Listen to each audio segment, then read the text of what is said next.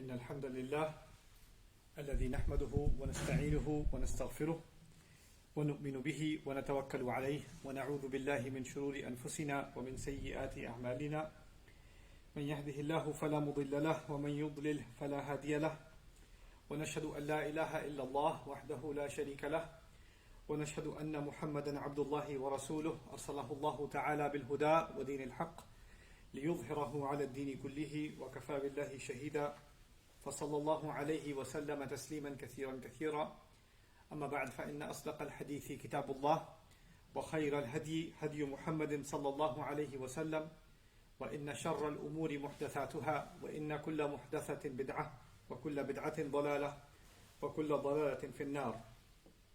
قال الله عز وجل في كتابه الكريم بعد أن أقول أعوذ بالله من الشيطان الرجيم ولا تصعر خدك للناس ولا تمشي في الأرض مرحا إن الله لا يحب كل مختال فخور.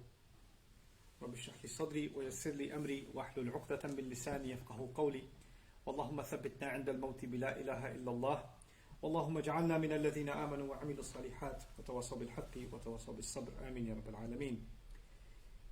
Once again, everyone, Assalamu alaikum wa rahmatullahi ta'ala wa barakatuh.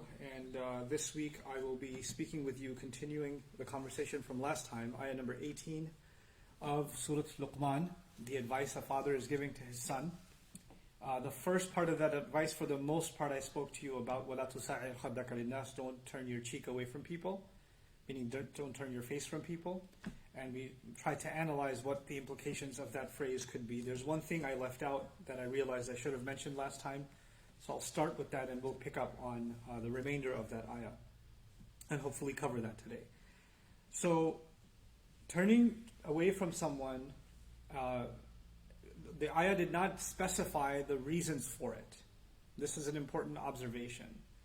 So Allah did not say don't turn your face away from people out of arrogance, or don't turn your face away from people out of, pride, anger, arrogance, or dismissal, whatever else, right? So there could be a multitude of circumstances and any number of reasons where a person might feel they're justified in acting a certain way towards somebody else. And they can tell themselves, we're very good at rationalizing our own behavior. So if I do something terrible, I can say, yeah, I know that's terrible, but, and then I have a set of excuses for myself that justify what I did.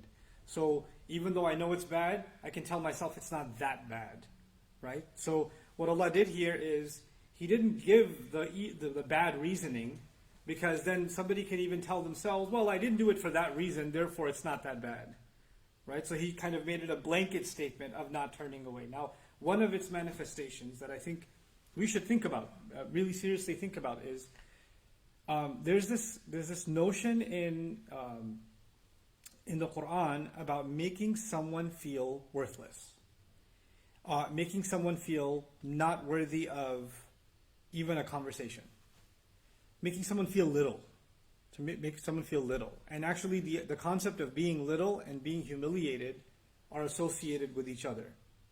So saghar in the Quran, which comes from the word saghir is small, saghar is actually humiliation.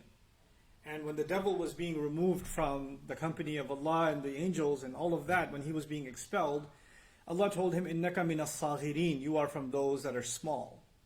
In other words, you're humiliated and you're insignificant. You're being made insignificant. Now, how do you make somebody feel small?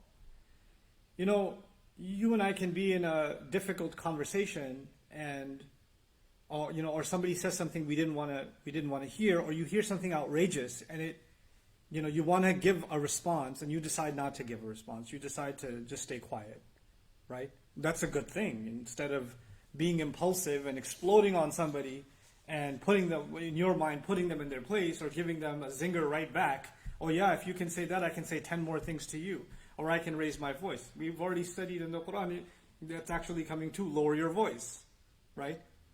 So, and a'rid anil jahilin, ignore people that are being outrageous.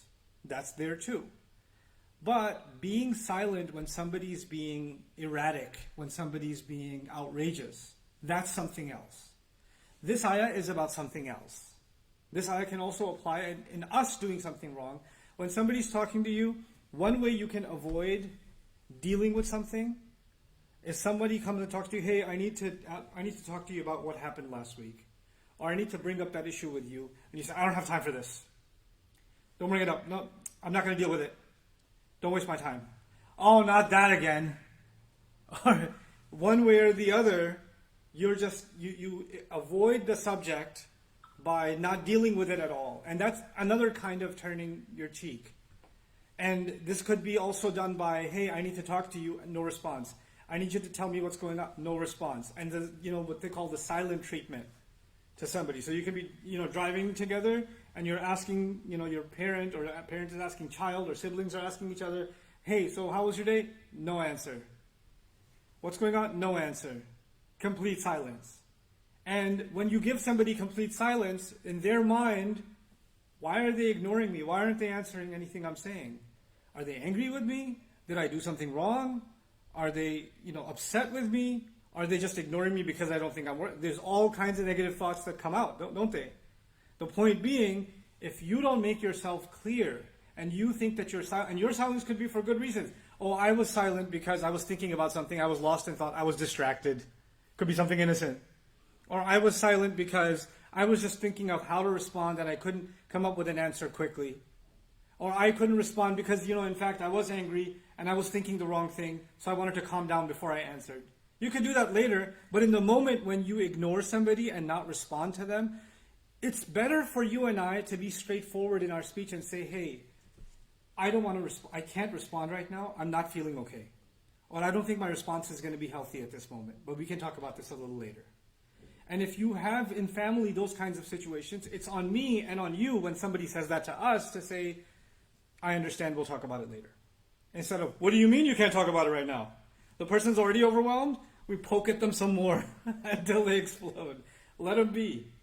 Let them be. But if you and I start just ignoring a person completely, they're just not even saying that I need space, not even saying that I need to think about it, not even saying I'm a little bit upset right now, let me just calm down, or whatever. If you need to say something, just say it. Or if you say, I don't have a response at the moment, or I don't want to talk about this at the moment, that's okay, but at least you give a dignified response. Silence on its own and just completely ignoring someone is not a dignified response. It's actually an arrogant response. Whether you're being arrogant or not, it will be received as arrogance by somebody else. It'll be received as, I'm not worthy of a response. You think I'm worthless. And that's how it will be perceived. And that can become a form of arrogance. So it's not just about, well, I didn't mean that, so it's okay. It's not just about what you and I mean. It's also about the effect on somebody else's feelings. You see? So it's not always just about intentions. It's also sometimes about unintended consequences. And turning our face away from somebody, ignoring somebody, or giving somebody the silent treatment, even if we may have justified reasons, can actually have unintended consequences. And they're being avoided. The intention has been removed from the equation just to get away from that habit. Just don't ignore somebody just for the purpose of ignoring them, whatever your reasons are. If you need to ignore them, if you need to take the space, even the Quran said it, إِذَا خَاطَبَهُمُ الْجَاهِلُونَ قَالُوا سَلَامًا. They respond peacefully. Salama can be a hal there too, not just a maf'ul bih. So it could be they respond saying peace, and it could be they respond in a peaceful manner and say, we don't want to, we don't want to engage in this conversation further. Or even when Allah says when they walk into a company of conversation or a social gathering in which there is laghu, there's useless talk going on, or there's evil conversation going on. He says marru kirama, they pass by dignified.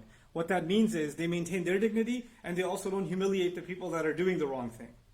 They can maintain a sanctimonious approach for themselves and for others. They can actually be dignified for themselves and others, even if they don't want to take part in something wrong. So we have to be mindful of that. But now we come to today's subject matter, what Allah connected, these concepts Allah connected with each other. The next advice He's giving His son in the same ayah is وَلَا تَمْشِ فِي الْأَرْضِ مَرَحًا إِنَّ اللَّهَ لَا يُحِبُّ كُلَّ مُخْتَالٍ فَخُورٍ. I'm going to dedicate a little bit of time in this khutbah to two words, marah and fakhur. Those are kind of a little bit difficult words, or rich words, and I don't think we should pass over them quickly. In fact, there are three words. There's marah, and there is mukhtal, and there's fakhur. So we're kind of getting, mukhtal is easier, so we'll give a little bit less time to that. But marah and fakhur are more rare, and I think we need to really dig into what they mean and get the most out of this ayah. So let's talk about this word marah. What is Allah saying? He's saying don't walk on the earth with marah. So I won't translate that word yet. Don't walk on the earth with marah. Right? Now, simple translations might say don't walk on the earth with arrogance. Don't walk on the earth with pride. Don't walk on the earth with overconfidence. But as we'll see, there's much more to it than that. And that's not even the direct implication of the word. So المعنى المحوري تسيب الشيء اللطيف بقوة وخفة من أثناء ما يمسكه. The overall meaning of the words that come from this root, mim, ra, and ha, is actually when something exits something smoothly or easily. Easily exiting one thing from the other. So what are the examples of that? مِزَادَةٌ مَرِيحَةٌ لَا تُمْسِكُ الْمَاءَ. If it's a container, that's mariha from the same word. A marah container is one that water leaks out of it easily. So water now escapes easily from it. Okay? وَأَرْضٌ مِمْرَاحٌ, an earth, a piece of land, that's mimrah, is when the plants come out of it very easily. وَقَوْسٌ مَرُوحٌ, and a bow is called maruh from the same origin, when the arrow goes pretty quick out of it. It releases quickly out of that bow. وَعَيْنٌ مِمْرَاحٌ, an eye is called mimrah when it's easy for a person, they cry easily. Like the waterworks come out quickly, right? So they say شَدَّ سَيَلَانُهَا. مَرِحَةِ الْعَيْنِ, when the eye was having marah, it meant that the tears wouldn't stop. They just kept easily flowing and flowing and flowing. مَرِحَةِ الْأَرْضُ بِالنَّبَاتِ أَخْرَجَتْهُ. The earth, again, plants coming out quickly would be مَرِحَةِ الْأَرْض. And then when the crop comes out and finally the grain pops open, easily releases, that's also called marah. So, and the most interesting use of it is actually used for a horse. So they say, farasun maruh. They say for a horse that is maruh, is that when it's grazing, like it's so hungry and hyperactive that it's grabbing some grass from here, leaves from there, and running around like crazy because it's so hungry that it's erratic. You can think of it as a person being maruh when they're at a dinner table at iftar time, right? And they've been holding back, and as soon as iftar happens, they're like grabbing stuff, right? They're being maruh. Like it's almost like they're quickly releasing their hands and grabbing at whatever they can. So the overall meaning of this word actually is to be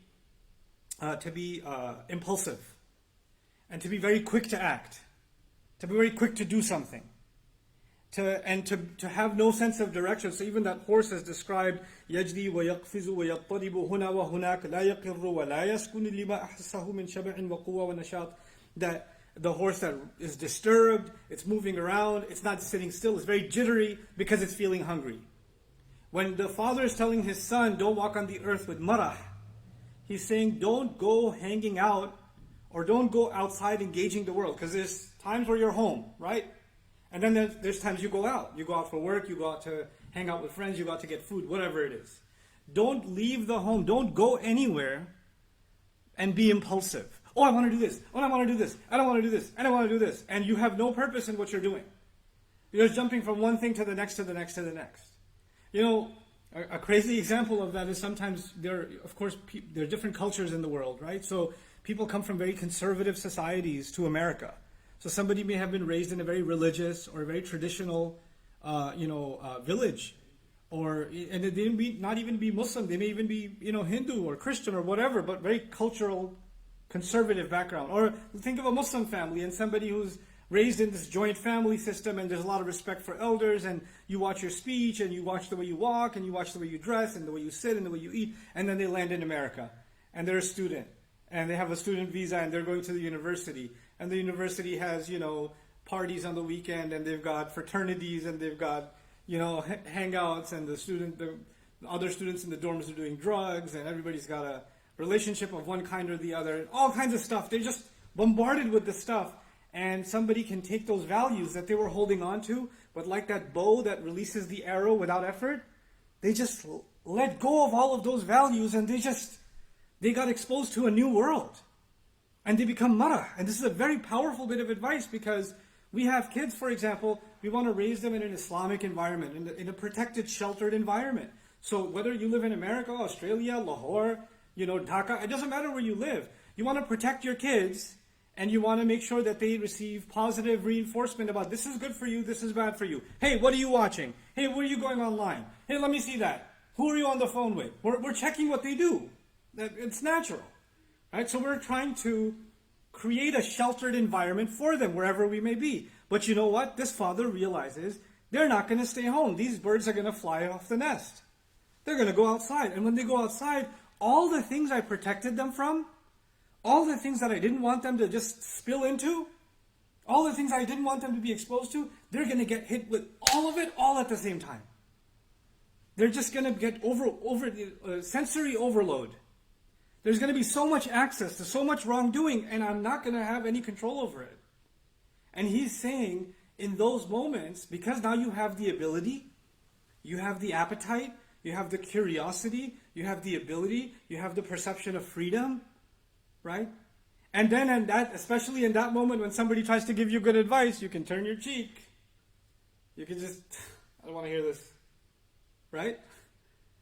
So in that moment, you can become impulsive and not think twice about how you're violating others and yourself. And that is a form of arrogance. So by extension, it becomes arrogance. By extension. Because arrogance is a lack of consideration for anybody else but yourself. وَلَا تَمْشِي فِي الْأَرْضِ مَرَحًا. The word marah here, Hassan Jabal added an insight of his own, and I really liked his insight in his lexicon. He said, التسيب من القيم والضوابط وعدم الالتزام بها عند وجود القوة والنعمة. He said this is when someone slips out, like the plant slips out of the earth, like the arrow slips out of the bow, like the water slips out of the container, right? Is when a person slips out of their value system. Is when someone leaks, they lose themselves. And the values that were holding them and containing them, they no longer commit themselves to them. It becomes too easy for them to let them go. It's too easy for them to let them go. And when does it let them go? He says, عند وجود القوة والنعمة. The moment they find power and blessings. What he means by that is when you're independent and you can do it, who's going to stop me? That's power. Blessings means you got money, you got strength, Allah has blessed you with the ability for transportation, your appearance, whatever it may be. Now you've got these blessings, now I can do what I want with them. The father is telling his son, listen, you are going to feel powerful, capable of doing whatever you feel like, whatever impulse comes to you. And that's going to be a trial that you have. But it's interesting that he put these two seemingly unrelated bits of advice next to each other. He said, first, don't scoff at people, and then don't be impulsive, basically. Right? What is the connection between these two? As we contemplate that, we could think about how when we become of age, we basically, the Urdu expression is par nikal aaye, right? A person, comes in their own, and they kind of, the Urdu expression means they've sprouted wings, meaning they act like I'm not a kid anymore. You can't tell me what to do, right? I'm not a baby anymore, dad or mom. So they've become their own person. And in that moment, when they become their own person, it is when they become extremely averse, extremely hostile to any kind of advice. And actually, it is a time when, because you're hostile to any kind of advice, you develop this shell around you, which is constantly putting others down or dismissing others. The modern way of doing that captures so many young people around the world that are coming into adulthood, is the word whatever. You whatever everything in the world. Anybody's giving you, whatever. And you don't have to say whatever. You can just say half the syllables and whatevs. Or you can just roll your eyes. Mm-hmm. Oh God, here we go again. Or you could just take a deep breath of disdain. Are you done yet? You could just say that with your face. Are you done giving your lecture yet? Can I just go live my life now? This is لا تصعر خدك للناس. You don't have to disrespect someone by raising your voice and getting angry. You could just dismiss someone and dishonor them. And now that you've dismissed them and you can't hear their voice anymore, or their advice anymore, now you're left to your own devices. وَلَا تَمْشِي فِي الْأَرْضِ مَرَحًا. He's putting those two things together, perhaps because he understands that when a person stops listening to the advice of others, that's when they become impulsive. So having people in our life that can give us advice, that can give us the benefit of their wisdom, And keeping an open ear and an open heart towards them is an important part of life. And then وَلَا تَمْشِي فِي الْأَرْضِ مَرَحًا. This isn't just even spiritual in nature. There are other experiences in life that apply to this. Because even Luqman radiallahu anhu said, لِلنَّاسِ, don't scoff away from people. Like I have non-Muslim friends who were into drugs, alcohol, crime, getting in trouble, you name it, right? And then later on in school, and they hated their teachers, but one teacher decides to give them advice and show them the ropes and say, hey, you're talented in this, maybe you can get a job in this. And that one teacher or that one positive influence, and the person turns their life around, right? Because they didn't turn away from that one teacher. This is لَا تُسَاعِدْ خَدَّكَ لِلنَّاسِ. And had they not had that person, they would have been impulsive and doing all kinds of things and ruining their future. And they look back and say, I saved myself, and we look at it as Allah saved this person because they had someone that they could listen to. So this happens in the world, not just in the Muslim sense, but in humanity, this happens. So these are the two bits of advice that he starts off this ayah with. لَا تُسَاعِدْ خَدَّكَ لِلنَّاسِ وَلَا تَمْشِي فِي الْأَرْضِ مَرَحًا. Fine. But beyond that, he says, إِنَّ اللَّهَ لَا يُحِبُّ كُلَّ مُخْتَالٍ فَخُورٍ. He says, certainly Allah does not love anyone who is mukhtal and fakhur. This is the next two words. By the way, one last comment about probably in the next week we'll do mukhtal and fakhur together because I've taken enough time already. But one last comment about these two words. About the first two words. Well, the first two phrases were turning your face and also being marah. Right? Notice in the first of them, Allah mentioned people. لَا تُسَاعِرْ خَدَّكَ لِلنَّاسِ. So people are mentioned. And in the second one, it's not about people, it's all about you. Is وَلَا تَمْشِي فِي الْأَرْضِ مَرَحًا. There's no mention of people. Don't walk on the earth with marah, in a state of marah, and there's no mention of people. What's the benefit of knowing that? Allah is telling us a person is at the devil's disposal when they have cut themselves off from good people. The devil's whisper comes from this direction, that direction, that direction, and when there's no good people around you, then you are susceptible to this whisper, then that whisper, then that whisper. So the first thing is, don't isolate yourself from good people by dismissing them. That's the first step. And if you are doing that, then you are handing yourself over to the world of evil and negative thoughts that are inside you that can pull you in any direction whenever, especially when you go in the outside world. The strangers that you're going to meet, the people that are going to be in the marketplace, the people that are going to be in the university, on campus, the people that you're going to meet at school, the people that are going to be working with you, those are not necessarily people who care about your well-being. They don't care about your well-being. They care about themselves. But many of them will represent invitations to do something wrong.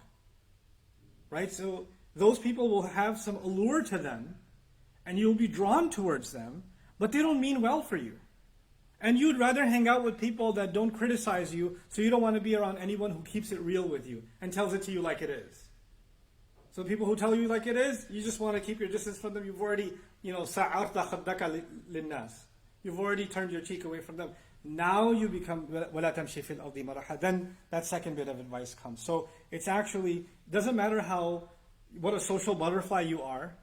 It doesn't matter how many online friends you have and how many people know you and how popular you are, or you can make friends anywhere you go. Those kinds of people that are super outgoing and have friends everywhere, watch out, because sometimes their worst connections are the people closest to them. The people closest to them are the ones they dismiss the most, ignore the most. They're so nice outside, so horrible inside. And that's actually, that's a kind of fake life. That's a kind of fake set of connections. And that's actually what's going to be commented on in that last comment where Allah says, إِنَّ اللَّهَ لَا يُحِبُّ كُلَّ مُخْتَالٍ فَخُورٍ.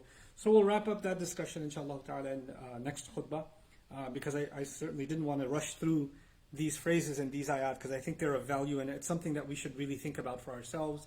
And the young people that are listening, I don't want myself or you to hear these words and say, man, I can think of somebody that this applies to 100%. Man, is he talking about, and then you're sharing it with your cousin saying, look, here's a khutbah about Bushra, our cousin. Or, look, I think this is about you. Somebody sends and you can use khutbahs for insults. This is about you, I think. You should really listen to it. This is the height of the problem. Because this is you ironically, scoffing at people, turning your cheek away from people. As if the ayat are about them, a criticism of them, and they have nothing to do with me. I pray Allah allows me to look in the mirror, to find these faults in myself and address them, and I pray Allah allows all of you to look in the mirror and find those faults in yourselves and address them for yourselves. And I pray Allah protects our young generation from these kinds of character flaws and makes them a better example for the world than we could ever be. Barakallahu li wa lakum fil Qur'an al-Hakim wa nafa'ani wa iyyakum bil ayati wa dhikr al-Hakim.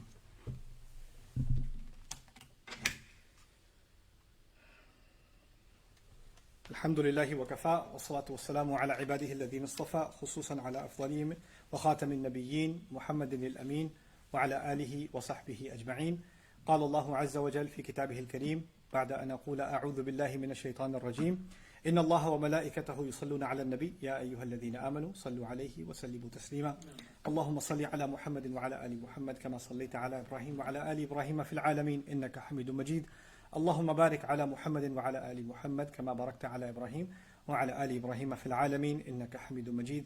عباد الله رحمكم الله اتقوا الله إن الله يأمر بالعدل والإحسان وإيتاء ذي القربى وينهى عن الفحشاء والمنكر ولذكر الله أكبر والله يعلم ما تصنعون. أقم الصلاة إن الصلاة كانت على المؤمنين كتابا موقوتا.